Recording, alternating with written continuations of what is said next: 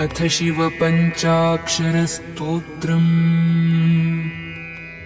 नागेन्द्रहाराय त्रिलोचनाय भस्माङ्गरागाय महेश्वराय नित्याय शुद्धाय दिगम्बराय तस्मै नकाराय नमः शिवाय।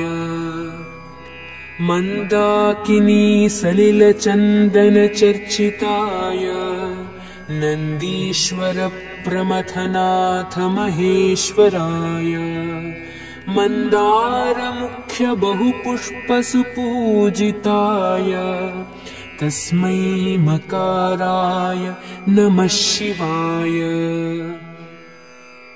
शिवाय गौरीवदनाब्जवृन्दसूर्याय दक्षाध्वरनाशकाय श्रीनीलकण्ठाय वृषध्वजाय तस्मै शिकाराय नमः शिवाय। वसिष्ठकुम्भोद्भवगौतमार्य मुनीन्द्रदेवार्चितशेखराय चन्द्रार्कवैश्वानरलोचनाय तस्मै वकाराय नमः शिवाय।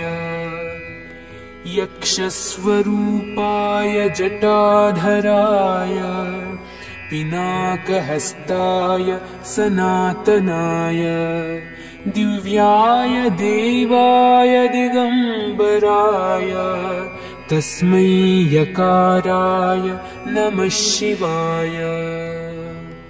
तस्मै यकाराय नमः शिवाय। नागेन्द्रहाराय त्रिलोचनाय भस्माङ्गरागाय महेश्वराय नित्याय शुद्धाय दिगम्बराय तस्मै नकाराय नमः शिवाय। मन्दाकिनी सलिलचन्दनचर्चिताय नन्दीश्वर प्रमथनाथ महेश्वराय मन्दारमुख्य बहुपुष्पसुपूजिताय तस्मै मकाराय नमः शिवाय।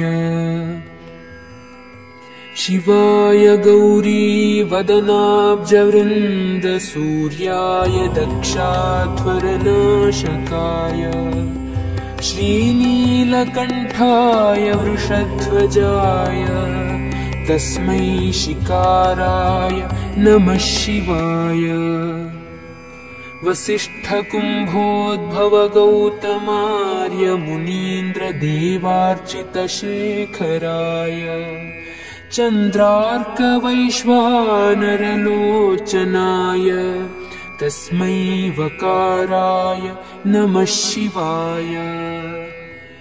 यक्षस्वरूपाय जटाधराय पिनाकहस्ताय सनातनाय दिव्याय देवाय दिगम्बराय तस्मै यकाराय नमः शिवाय।